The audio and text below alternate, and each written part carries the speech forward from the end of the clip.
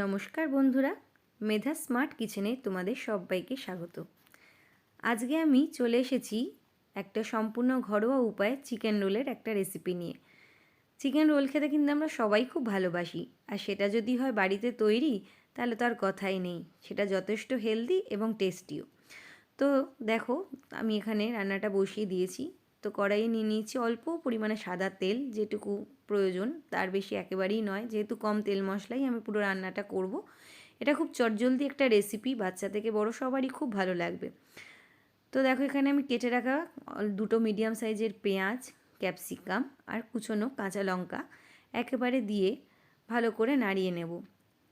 আর অবশ্যই নুন দিয়ে দেব। নুনটা দেওয়ায় সবজিগুলো তাড়াতাড়ি সেদ্ধ হয়ে যায়। আর দিয়ে দেবো এখানে কেটে রাখা কাঁচা আলুগুলো। আলুটা অপশানাল, তোমরা দিতেও পারো, নাও দিতে পারো। আলুটা দিলে চিকেনটা একটা অন্যরকম মাখা মাখা ব্যাপার হয়, আর খেতেও খুব ভালো লাগে। তো এখানে আমি ঢাকনা চাপা দিয়ে দিয়ে রান্নাটা করব, যেহেতু খুব কম তেল মশলায় করব, তাই ঢাকনা চাপা দিয়েই করতে হবে।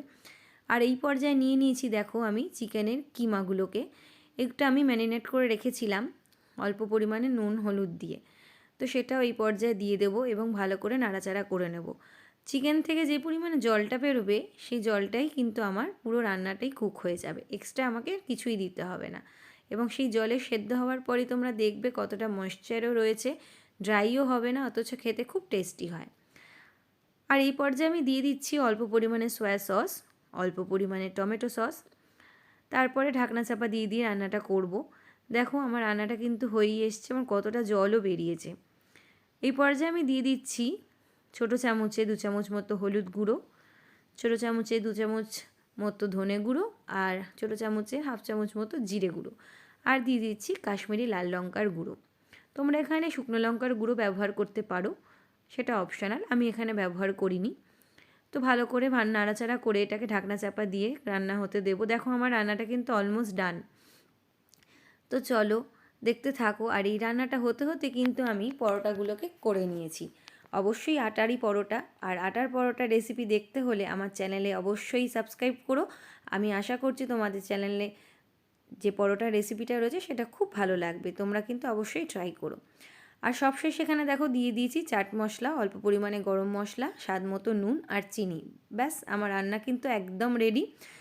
তো এখানে আমি পরোটার সঙ্গে কিভাবে রোল করে সার্ভ করছি অবশ্যই শেয়ার করব, ততক্ষণ তোমরা দেখতে থেকো। আর অবশ্যই যদি রান্নাটা তোমাদের ভালো লেগে থাকে তাহলে প্লিজ লাইক, শেয়ার আর সাবস্ক্রাইব করে আমার পাশে থাকার অনুরোধ রইল। আর বাড়িতে অবশ্যই কিন্তু তোমরা এই রেসিপিটা ট্রাই করো।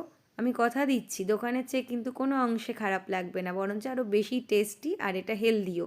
আর এটা কিন্তু আমরা বেশ সবাই ভালোবেসেই খাবো, কেন কি এটা একটা মুখরোচক খাবার, তাই যে কোনো টাইমেই এটা তুমি সার্ভ করতে পারো। তো আমার রান্নাটা দেখো একদম ডান। চলো এটাকে সার্ভ করে নিচ্ছি। দেখো পরোটাগুলো কত নরম হয়েছে। তো দেখো, এখানে চিকেনের পুরটা আমি দিয়ে দিচ্ছি, আর দিয়ে দিচ্ছি কেটে রাখা পেঁয়াজ। এখানে তোমরা শসাও ব্যবহার করতে পারো। আর দিয়ে দেবো অল্প পরিমাণে মেয়োনিজ। মেয়োনিজটা অপশানাল, এটা বাচ্চাদের খুব ভালো লাগবে তাই। আর দিয়ে দেবো টমেটো সস। ব্যাস, আমার কিন্তু রোল একদম রেডি। তোমরাও কিন্তু বাড়িতে অবশ্যই ট্রাই করো, আর কমেন্ট করে জানিও কিন্তু কীরকম লাগলো রেসিপিটা। আবার চলে আসবো নতুন কোনো ভিডিও নিয়ে, ততক্ষণের জন্য সবাই খুব ভালো থেকো, সুস্থ থেকো। ধন্যবাদ, আর অবশ্যই আমার পাশে কিন্তু থেকো।